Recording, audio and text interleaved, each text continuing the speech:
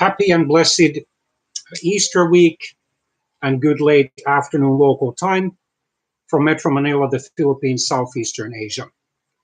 This day marks the 40th anniversary of the attempted assassination of the late US President Ronald Reagan by a 25-year-old deeply mentally disturbed drifter from a wealthy American family called John W. Hinckley Jr. So, in a nutshell, what happened was that it was a humid, albeit mild afternoon. The weather was overcast in Washington, D.C. President Ronald Reagan, a Republican, actually a former liberal Democrat, had taken office just 69 days before. That day, on January the 20th, 1981, he had succeeded Democrat Jimmy Carter as the U.S. president.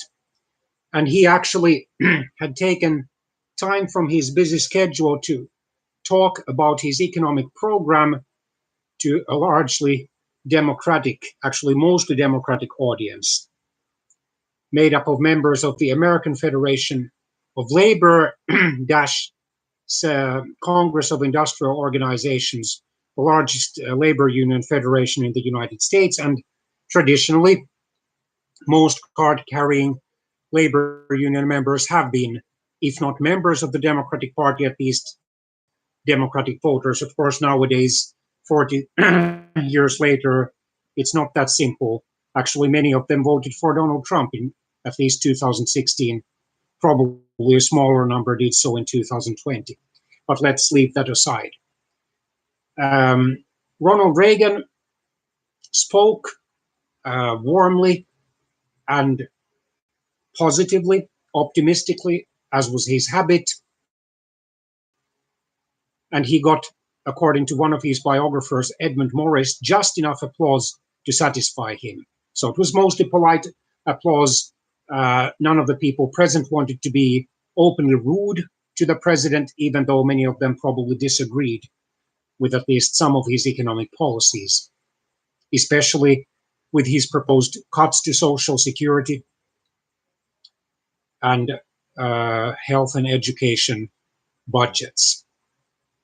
And then many people criticized, quite correctly as it turned out, him for, while promising to lower significantly the overall tax burden on the Americans, skewing those tax reductions in favor of the wealthy individuals and businesses.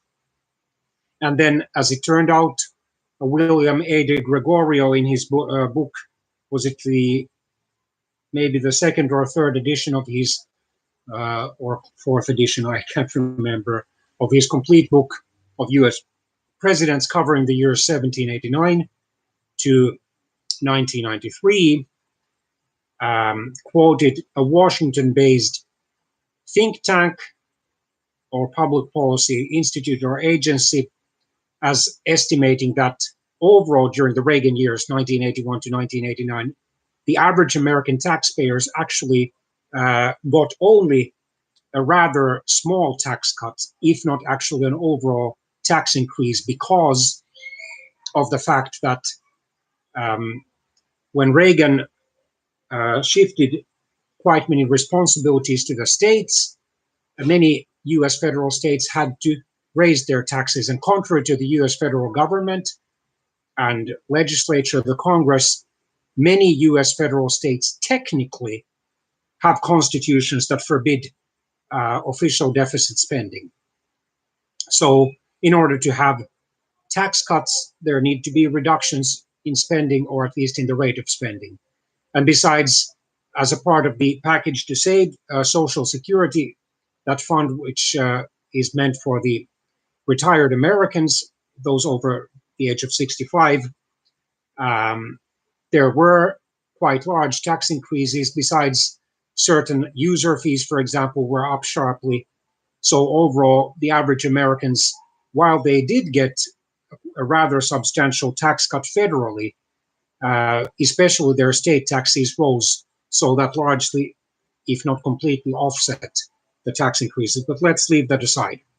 Well, in any case, having finished his remarks, he returned to that damp, albeit mild afternoon He raised his right hand. There were several hundreds of people outside the Hilton Hotel in Washington, D.C., and one of them was the 25-year-old Mr. Hinckley.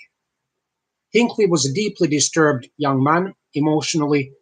He had been at most a mediocre student in high school. He had then been an off and on irregular student at a university from 1974 to 1980. He had unsuccessfully tried to become a singer and songwriter, and he had developed a deeply disturbed, even perverted obsession with actress Jodie Foster, who was then only about 18 or 19 years old. Because Foster had played the role of a teenage prostitute in a thriller movie called The Taxi Driver that had been released in 1976.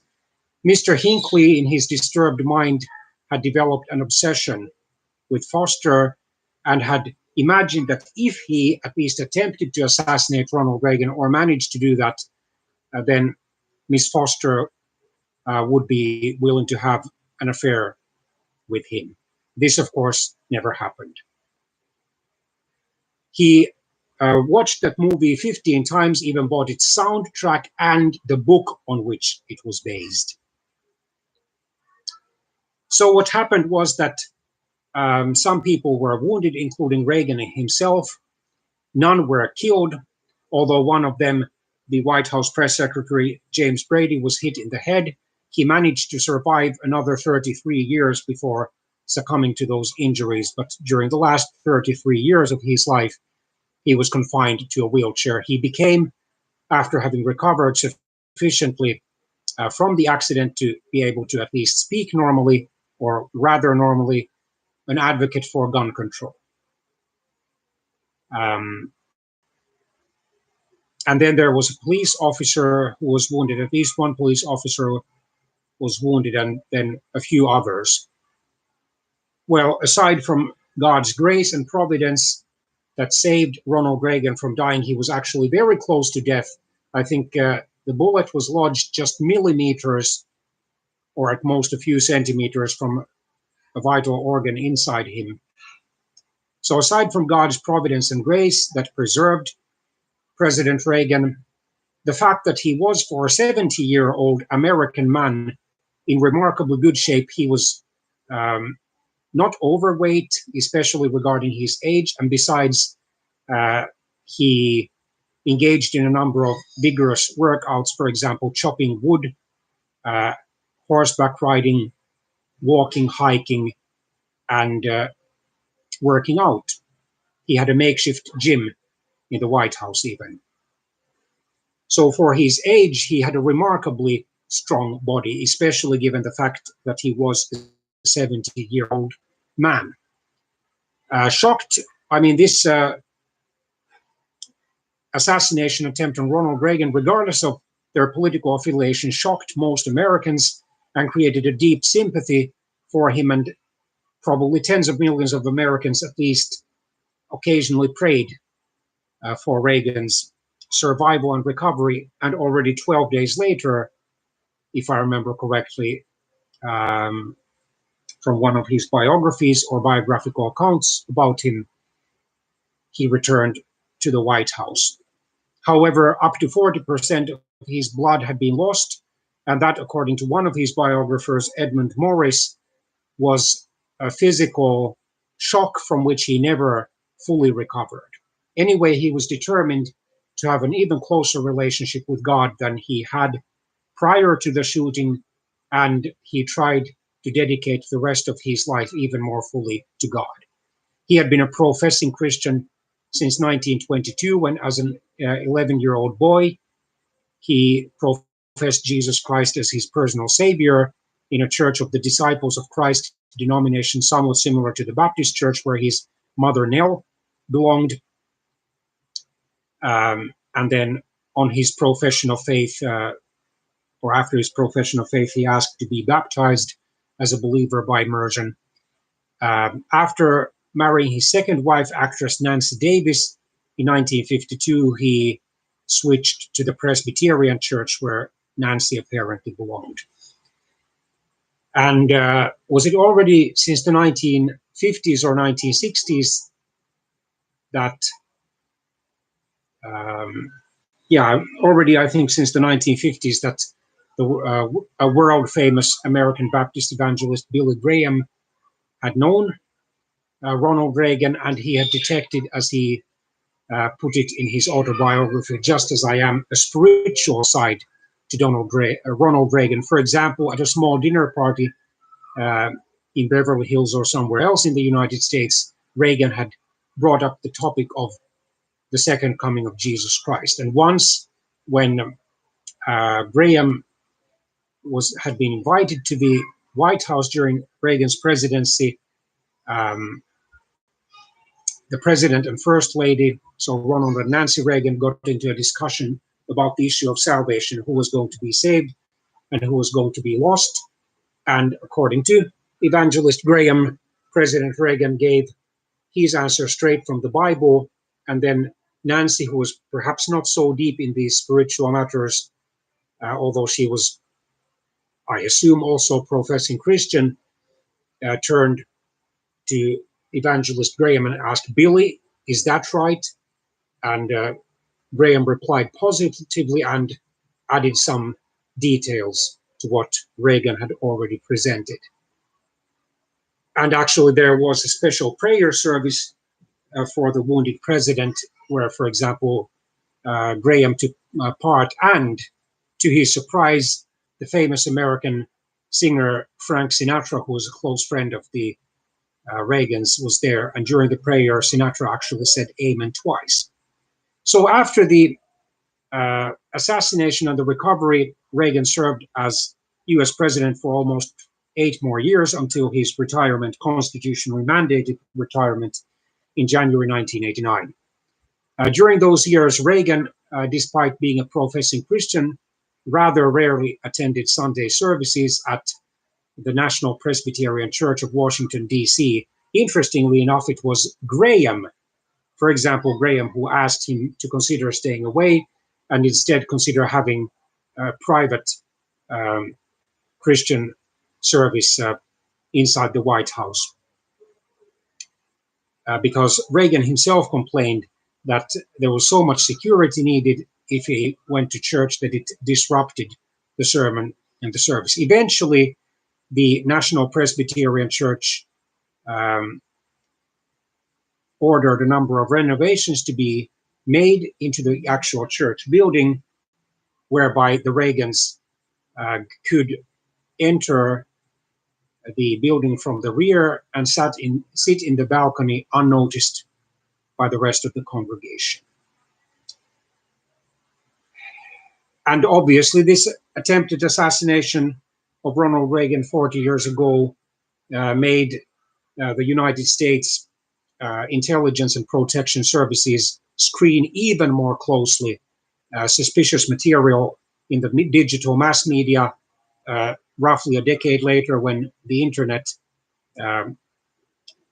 came into being as we now know it, of course, the digital monitoring of the internet was added to this task. And then the secret services, training the Secret Service, is the collective name given to the federal agents of the US government, most of them men, who are highly trained in police and security guard and even military matters, and whose task it is to protect the physical safety of the US presidents and US vice presidents and of their families, and even former ones, and then presidential and the presidential and vice presidential candidates and their families, at least of the 2 main US political parties, Democrats. For 23 more years, when he died of natural causes in his ranch in California in June 2004, having suffered at least a decade, probably longer, from the Alzheimer's disease. It made him somewhat of a hero, because he went on to complete his 2 constitutionally allowed terms as US president, and his administration did make major reforms, for example, stopping and reversing the growth of federal government, increasing the US defense budget rather massively, and allegedly leading to the end, or at least partly leading to the end of the Cold War and into the so-called New World Order. So details. Mr. Hinckley shot at Reagan and his entourage with a .22 long rifle, and the bullet that seriously wounded Reagan ricocheted off the side of the presidential limousine and hit him in the left underarm, breaking a rib, puncturing a lung, and causing serious internal bleeding. He was close to death, but insisted on walking inside the hospital where he was rushed, George Washington University Hospital. Immediately after entering the hospital, he lost his balance and fell to the floor, and he complained that he couldn't breathe. He was stabilized in the emergency room and underwent emergency exploratory surgery, and already on April the 11th, he was able to return to the White House. No formal invocation of presidential succession took place, although Secretary of State or US Foreign Minister Alexander Haig stated that he was in control, and he erroneously stated that the US Secretary of State would be the next person, the next federal public officials in line of succession after the vice president. In fact, the US House of Representatives Speaker and the US Senate's President pro tempore, or usually a senior senator, currently Democrat Patrick Leahy of Vermont,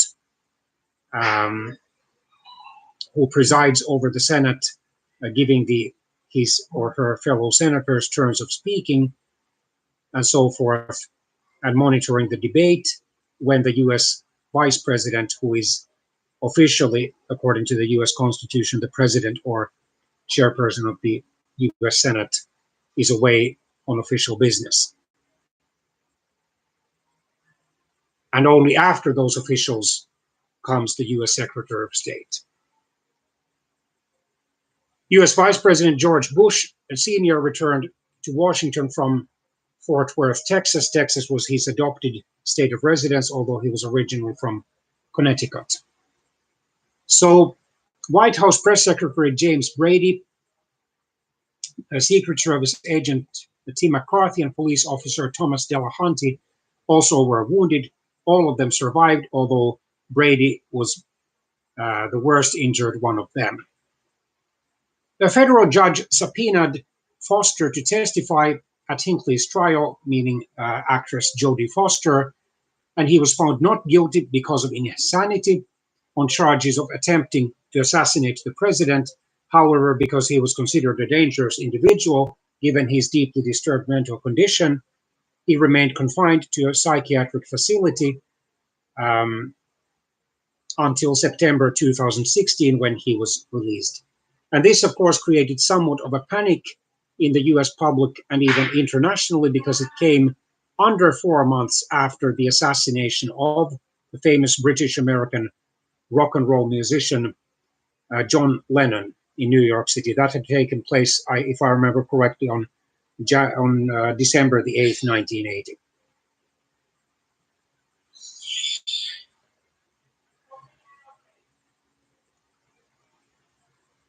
And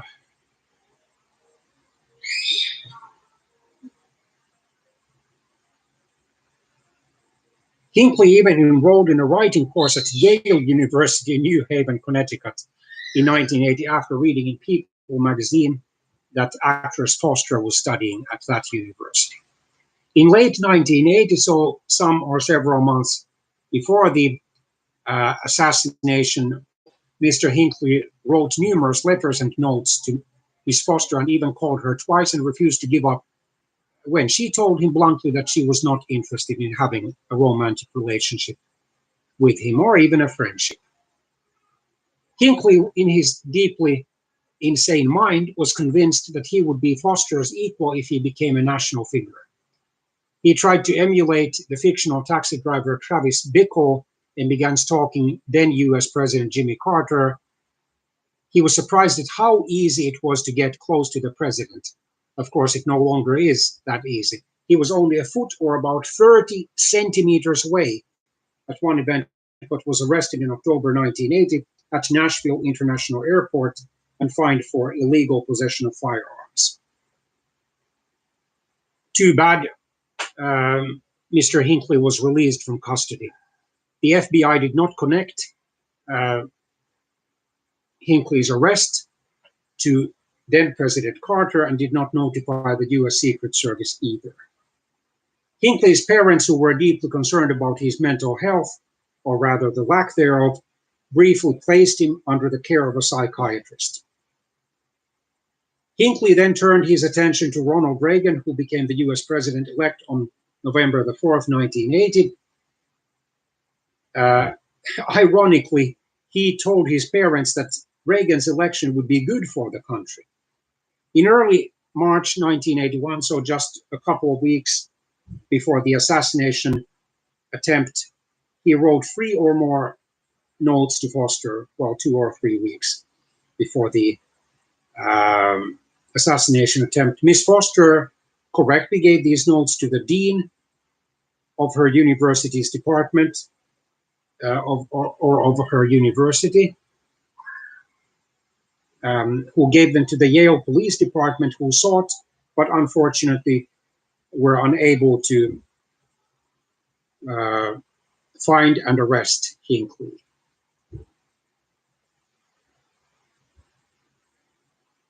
Just 2 days before his assassination attempt, on March the 28th, 1981, Hinckley arrived to Washington, D.C. by bus and checked into the Park Central Hotel.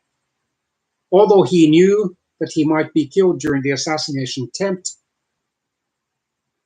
it was very easy for him to find the time and the place because the Washington Star unwisely, as we would say in hindsight, published Reagan's schedule. He still went forward with the attempt, and he wrote but did not mail a letter to Foster about 2 hours before his attempt at the president's life. In the letter, he said he hoped to impress her with the magnitude of his action and that he would only not try to assassinate Reagan if she agreed to have an affair with him.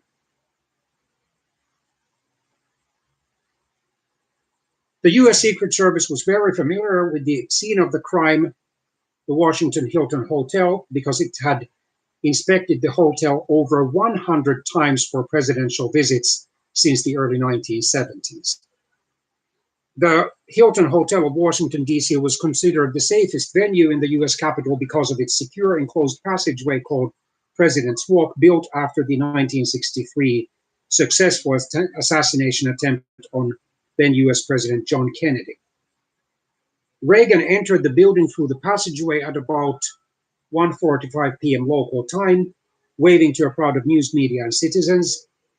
The Secret Service had required him to wear a bulletproof vest for some events, but Reagan was not wearing one for the speech because he would only be exposed to the public for 9 meters or 30 feet between the hotel and his limousine.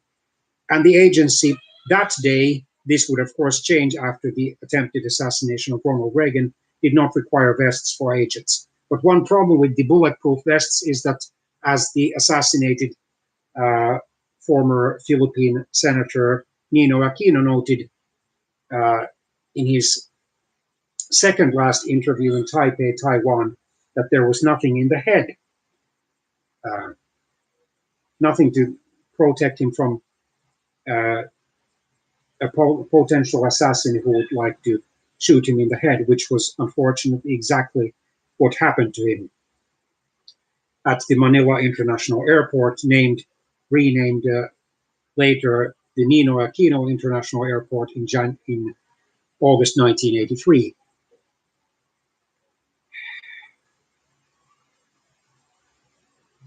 No one saw Hinckley behaving in an unusual way. Witnesses who reported him as fidgety and agitated apparently confused him with another person whom the Secret Service had been monitoring. After finishing his speech to that rather critical and skeptical audience and getting some polite applause, Reagan exited the hotel at 2:27 p.m. Washington, D.C. time through the President's Walk on Florida Avenue where reporters waited. He left the T Street northwest exit toward his waiting limousine as Hinckley waited within the crowd of admirers. Although the Secret Service had extensively screened those attending the president's speech, it had allowed, unfortunately, an unscreened group to stand within 15 feet or 4.6 meters of the president behind a rope line. Although the agency uses multiple layers of protection and local police in the outer layer briefly check people, Hinckley was able to penetrate the first two layers because the Secret Service agents in the middle layer checked for weapons, and then more agents from the inner layer immediately are stationed around the president. Several hundreds of people applauded Reagan, and the president unexpectedly passed right in front of Hinckley. A reporter standing behind a rope barricade 20 feet or about 6 meters away asked questions. As Mike Putzel of the Associated Press shouted, "Mr. President," Hinckley, believing this was his once-in-a-lifetime opportunity to assassinate the US president, fired a Röhm RG-14.22 LR Blue Steel revolver 6 times in 1.7 seconds, missing the US president directly with all 6 shots. The first round, however, almost fatally hit White House Press Secretary James Brady. It entered his head above his left eye, passing through underneath his brain and shattering his brain cavity. The small explosive charge in the round exploded on impact, and he became disabled for the rest of his natural life. District of Columbia police officer Thomas Delahanty recognized the sound, as he should, being a professional police officer, as a gunshot, and turned his head sharply to the left to identify the shooter. As he did so, he was struck in the back of his neck by the second shot, the bullet ricocheting off his spine. He fell on top of Brady, screaming, "I am hit!" And this opened, the falling of these 2 other men opened for Mr. Hinckley a clear shot at the president. But Alfred Antonucci, a Cleveland, Ohio labor official who stood nearby him and saw him fire the first 2 rounds, hit Hinckley in the head and began to wrestle the shooter down to the ground. Upon hearing the shots, Special Agent in Charge Jerry Parr almost instantly grabbed Reagan by the shoulders and dove him toward the open rear door of the limousine.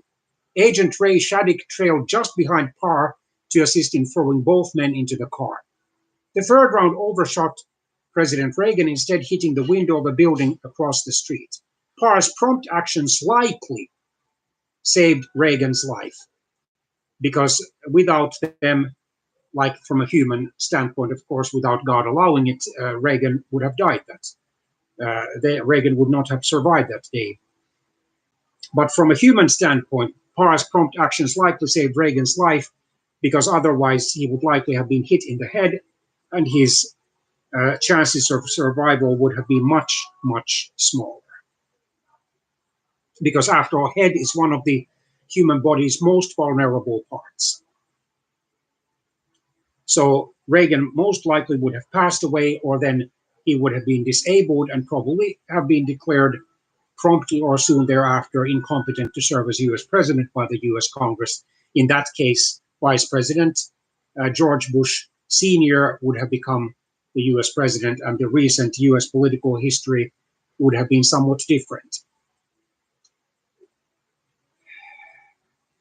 As Parr pushed Reagan into the limousine, Secret Service agent Tim McCarthy snapped his attention toward the sound of the gunfire, pivoted to his right, and put himself in the line of fire. He spread his arms and legs, taking a wide stance directly in front of Reagan and Parr to make himself a target and to save the president's life, of course. McCarthy was struck in the lower abdomen or stomach by the fourth round, the bullet traversing his right lung, diaphragm, and right lobe of the liver. The fifth round of the shots fired by Mr. Hinckley hit the bullet-resistant glass of the window on the open rear door of the limousine as Reagan and Parr were passing behind it. The sixth and final bullet ricocheted off the armored side of the limousine, passed between the space of the open rear door and vehicle frame, and hit President Reagan in the left underarm. The round grazed a rib and lodged in his lung, causing it to partially collapse before stopping under 1 inch or under 2.5 centimeters from his heart. Within moments of the first shots, Agent Dennis McCarthy, no relation to fellow agent Timothy McCarthy, dove across the sidewalk and landed directly onto Hinckley as others pushed him to the ground. Another Cleveland area labor official, Frank J. McNamara, joined Antonucci and started punching Hinckley in the head, striking him so hard that the would-be assassins began to bleed. Agent McCarthy later reported that he had to strike 2 citizens to force them to release Hinckley. Agent Robert Wanko deployed an Uzi submachine gun concealed in a briefcase to cover the president's evacuation and to deter a potential group attack. The day after the shooting, March the 31st, 1981, Hinckley's gun was given to the ATF, or Bureau of Alcohol, Tobacco, and Firearms and Explosives, a U.S. federal government agency, which traced its origin. In just 16 minutes, agents found that the gun had been purchased at Rocky's pawn shop in Dallas, Texas. It had been loaded with 6 Devastator, in quotation marks, brand cartridges, which contained a small aluminum and lead azide explosive charges designed to explode on contact. The bullet that hit Brady was the only one that exploded. On April the 2nd, 2 days later, after learning that the others could explode at any time, volunteer doctors wearing bulletproof vests removed the bullet from Delahanty's neck. After the Secret Service first announced shots fired over its radio network at 2:27 p.m., Reagan, whose code name was Rawhide, spelled Rawhide, was taken away by the agents in the limousine, whose code name was Stagecoach. No one knew at first that he had been shot. After Parr searched Reagan's body and found no blood, he stated that Rawhide is okay, we are going to the Crown, meaning the White House, because he preferred its medical facilities to an unsecured hospital. Reagan, however, was already in great pain from the bullet that struck his rib, and he believed that the rib had cracked when Parr pushed him into the limousine. And he started to cough up bright, frothy blood. Although he believed that he had only cut his lip, Parr believed that the cracked rib had punctured Reagan's lung and ordered the motorcade instead to turn to nearby George Washington University Hospital, which the Secret Service periodically inspected for use. Under 4 minutes after leaving the hotel, the limousine arrived there, while other agents took Hinckley to Washington, D.C. jail, and Nancy Reagan, whose code name was Rainbow, left the White House for the hospital. Although Parr had requested a stretcher, none were ready at the hospital, and it did not normally keep a stretcher at the emergency department's entrance. Probably after this incident, it started to have such a policy, or I would assume so. Reagan exited the limousine and insisted on walking. He acted casually and smiled at onlookers as he walked in, but then immediately after entering the hospital, his knees buckled and he went down on one knee. Parr and others assisted him into the emergency department. The presidential physician, Daniel Rouge, had been near Reagan during the shooting and arrived in a separate car. Believing that the president, who after all was already 70 years old, might have had a heart attack, he insisted that the hospital's trauma team and not himself or specialists from elsewhere operate on him as they would any other patient. When a hospital employee asked Reagan aide Michael Deaver for the patient's name and address, Only when devastated 1600 Pennsylvania did the worker realize that the President of the United States was in the emergency department. The team, led by Joseph Giordano, cut off Reagan's $1,000 custom-made suit to examine him. Reagan was famous as president, and even before his presidency, for dressing in fine suits. After all, he was a rich man. Much to Reagan's anger, despite the fact that Reagan actually was close to death, and he should have thanked Giordano, as I'm quite sure he later did. Military officers, including the one who carried the nuclear football, unsuccessfully tried to prevent FBI agents from confiscating the suit, Reagan's wallet, and other possessions as evidence. The Gold Codes card was in the wallet, and the FBI did not return it until 2 days later. The medical personnel found that President Reagan was in a critical condition. His systolic blood pressure had plummeted to 60 compared to the normal 140, indicating that he was in shock. And since the medical personnel were professionals with years, at least some or several of them decades of medical training behind them, and experience and work behind them, they knew that since Reagan was 70 years old, his chances of survival were not good. However, they were greatly improved by the fact that he was, for his age, in excellent physical health. And contrary to most 70-year-olds, most other ones, especially in the Western countries, like the United States, he was not overweight. He also had been shot by the .22 caliber instead of larger .38 caliber, as was first feared. So there had been a number of lucky coincidences which I attribute to God's providence.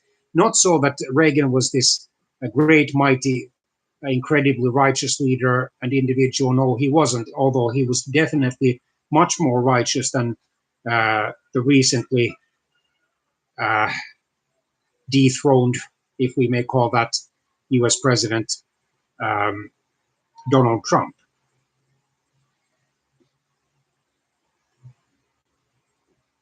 So they treated him with intravenous fluids, oxygen, tetanus, toxoid, and chest tubes, and surprised Parr, who still believed that he had cracked the president's rib by finding the entrance of the gunshot wound. Brady and the wounded agent McCarthy were operated on near Reagan. When Mrs. Reagan arrived to the emergency department, President Reagan, despite being in a critical condition, was able to joke, "Honey, I forgot to duck," borrowing boxer Jack Dempsey's line to his wife the night he was beaten by Gene Tunney. While intubated, he scribbled to a nurse, "All in all, I'd rather be in Philadelphia," borrowing a line from W.C. Fields. He even briefly prayed for his assassin, because he realized that he had to forgive that deeply troubled young man. He was even able to joke in the operating room, despite the fact that he lost, according to the English language Wikipedia article, over half of his blood volume. The French language one said that he claimed that he lost up to 40%. Anyway, a massive amount of blood. And this happened some 1 hour, 45 minutes after the arrival of the president, the chief of thoracic surgery, Benjamin L. Aaron, decided to perform thoracotomy lasting 105 minutes, so 1 hour, 45 minutes, sorry for my confusion, because the bleeding still continued. So despite the fact that Reagan was so close to death in the operating room, he was able to joke on his, the team of surgeons, "I hope you're all Republicans." The doctors and nurses laughed, and Giordano, a Democrat and a member of that party's liberal wing, I've been told by one online source, replied, "Today, Mr. President, we are all Republicans." And actually we have to remember that Reagan was a former Democrat himself. He officially changed his party affiliation in 1962.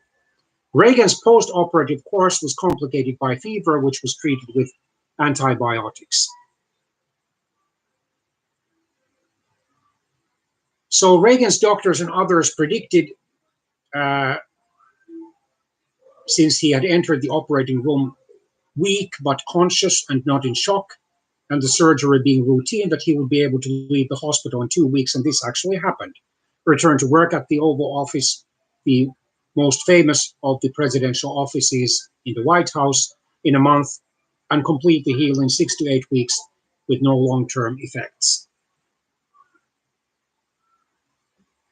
So,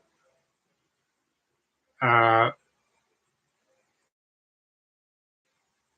board Air Force Two, the US vice presidential airplane, George Bush Sr. rushed from Texas back to Washington, D.C. He had been notified of the shooting already 8 minutes after it had happened, by 2:35 p.m. However, he relied on the initial reports that Reagan was unharmed, and he flew to Austin, Texas for a speech.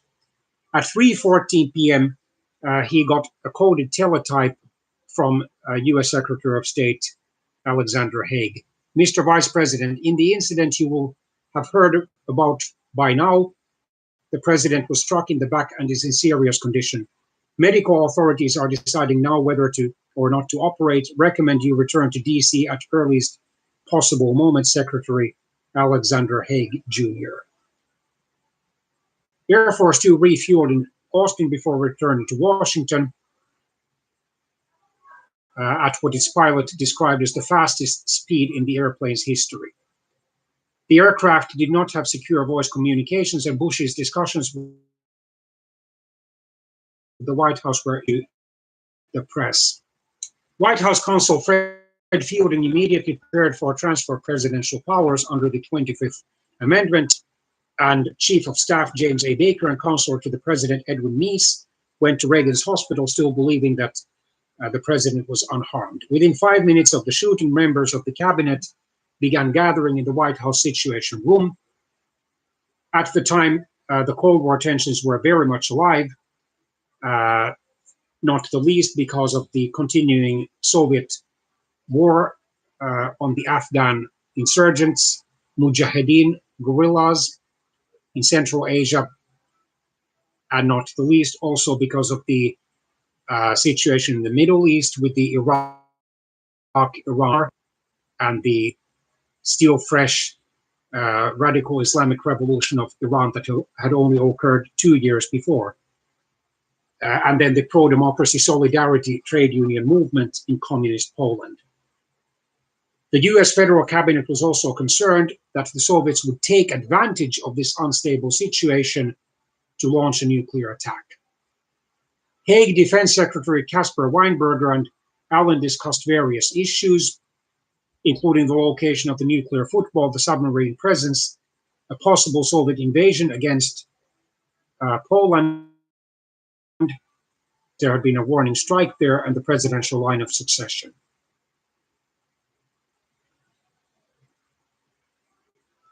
Upon learning that Reagan was in surgery, Haig declared the helm is right here, and that means right in this chair for now, constitutional, until the vice president gets here. He was incorrect because Speaker of the U.S. House of Representatives, Democrat Tip O'Neill, and President pro tempore of the Senate, Republican Strom Thurmond, were above him in the presidential line of succession. Although others in the room knew that Secretary of State Haig, probably because of the high degree of nervousness of that moment, was constitutionally incorrect, they did not openly object to him because they didn't want to argue.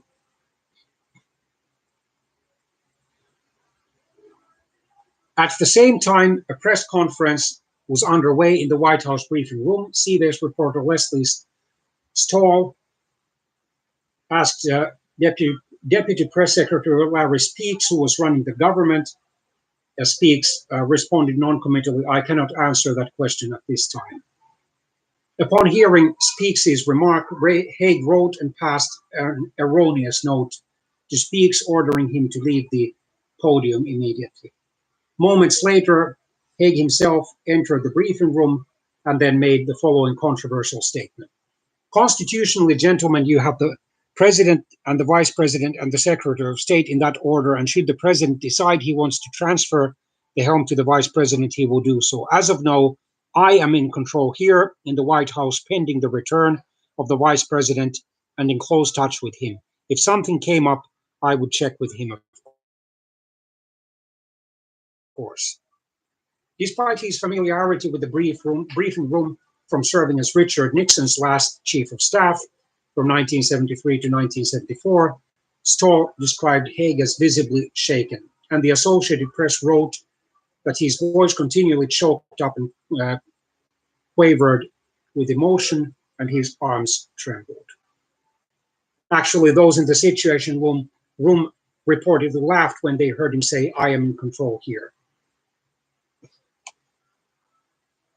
Haig later explained, or tried to explain, "I wasn't talking about transition, I was talking about the executive branch who was running the government." So he was trying to gloss over his constitutional mistake. That was the question asked. It was not who is in line should the president die.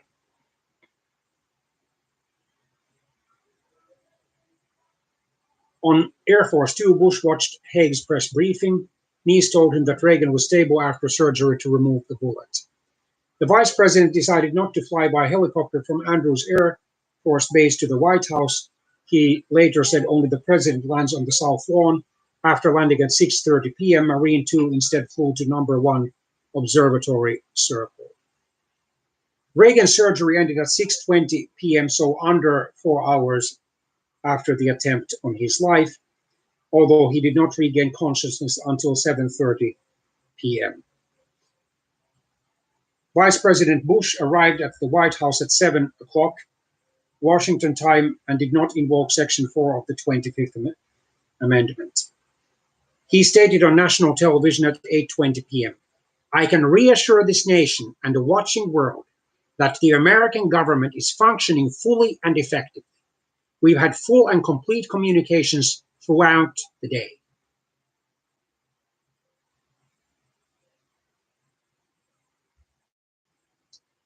Hinckley asked the arresting officers whether that night's Academy Award ceremony would be postponed because of the shooting, and it was. The ceremony occurred the next evening.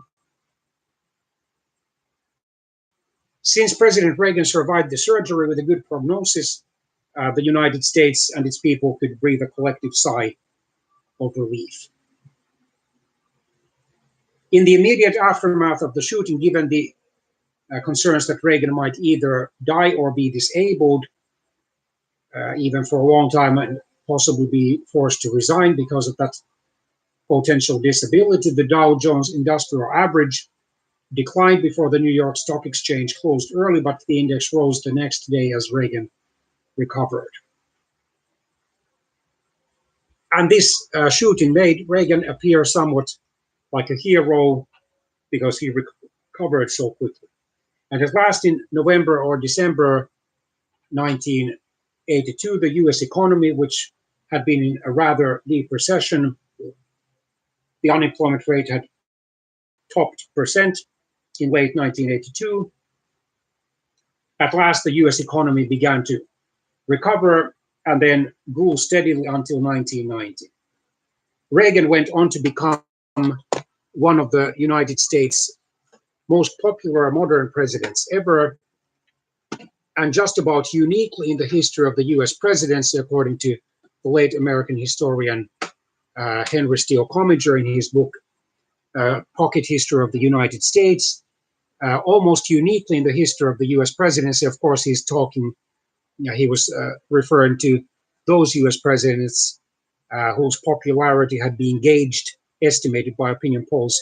Reagan ended his presidency just about as popular as he was when he entered the US presidency, although no longer as respected as he had been at the start of his presidency. Why? Because of the numerous scandals involving his administration, not the least of which was the Iran-Contra scandal that surfaced in late 1986. That caused the only notable bump in his popularity, which lasted then for several months well into 1987. However, by 1988, he had recovered his popularity, and had he been constitutionally allowed to run for a third term, most likely he would have been easily re-elected, as he had been, although probably not by as large majority as he had been re-elected in November 1984, 59% of the popular vote, carrying, like Nixon had done in 1972, 49 states out of 50.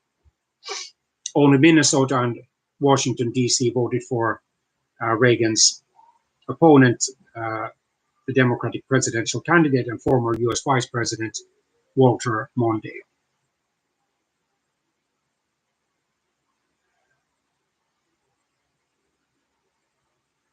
Polls indicated that his approval rating was about 73%.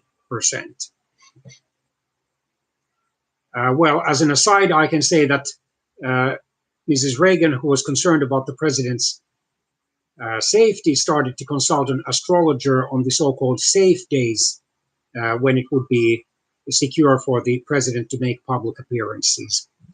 When questioned about these rumors, evangelist Billy Graham got this kind of answer: "What you have heard, Billy, is only a part of the story. It's 90% untrue, but there's possibly 10% truth to it." And, well, as a Bible-believing Christian evangelist, Graham urged Nancy Reagan to seek her guidance from God instead. And he was right. Thomas Delahanty recovered but suffered permanent nerve damage to his left arm and ultimately had to retire from the Metropolitan Police Department because of his disability. By contrast, Timothy McCarthy recovered fully and was the first of the wounded men to be discharged from the hospital. James Brady had to spend the rest of his life until he died in 2014 in a wheelchair. Although he remained press secretary for the remainder of Reagan's administration, this was primarily a titular role. And later, Brady and his wife Sarah became leading advocates of gun control and other actions to reduce the amount of gun violence in the United States. In 1993, the Brady Handgun Violence Prevention Act was passed.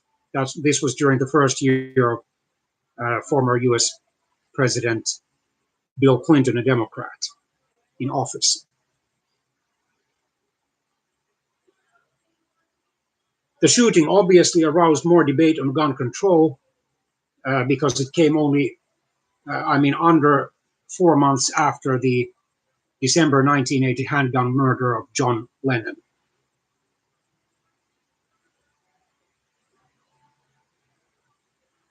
Although he was generally speaking not much in favor of gun control, in 1991, to commemorate the assassination attempt's 10th anniversary, Reagan endorsed the Brady Act.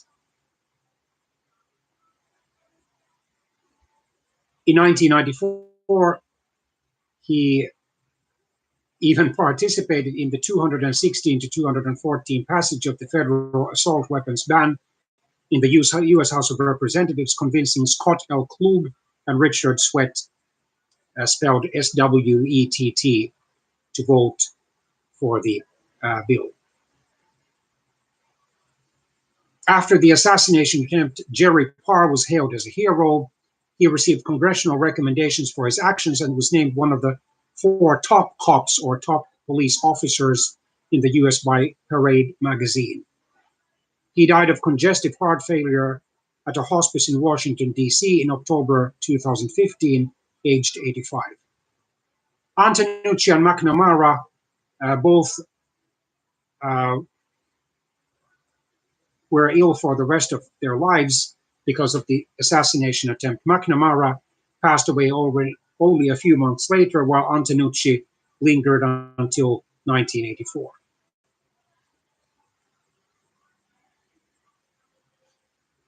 Hinckley was, after 34 years in official incarceration at St. Elizabeth's Hospital in Washington, D.C., although starting in 2006, he began a program of spending gradually more time at his mother's home. He was permitted to permanently leave the hospital to live with his mother full-time under court supervision and with mandatory psychiatric treatment. Since the incident, actress Jodie Foster has only commented on Hinckley 3 times. At a press conference a few days after the attack, an article she wrote for Esquire magazine in 1982 after his sentencing, and during an interview with Charlie Rose on 60 Minutes 2 in 1999. A number of books obviously have been written about it, according to this Wikipedia article. Rawhide Down, The Near Assassination of Ronald Reagan, published in 2011 by Del Quentin Wilbur. The book Killing Reagan, The Violent Assault That Changed the Presidency, published in 2015 by Bill O'Reilly and Martin Dugard. And the novella John Loves Jody in 2015 by Joel Kelly. And then a number of movies have also been filmed dealing with the assassination attempt or portraying a portion of it. The following ones are mentioned here. The 1991 made-for-television film Without Warning, the James Brady story, dramatizes James Brady's recovery. The 2001 Showtime TV movie The Day Reagan Was Shot, loosely based on events surrounding the assassination attempt, depicts a crazed media frenzy, a divided White House cabinet and staff with little control, and a fictional threat of international crisis. The 2003 television film The Reagans, which focuses on Reagan and his family, depicts the assassination attempt. The 2016 television film Killing Reagan, based on O'Reilly's and Dugard's 2015 book of the same name. And then the last one mentioned on this list of the Wikipedia article on the assassination in English, the 2018 television drama Timeless TV series, which follows 2 groups of time travelers through American history, depicts his attempted assassination in season 2, episode 8, overall episode 24, The Day Reagan Was Shot. Okay, I wish you a blessed and happy and uplifting Easter, and stay safe and healthy.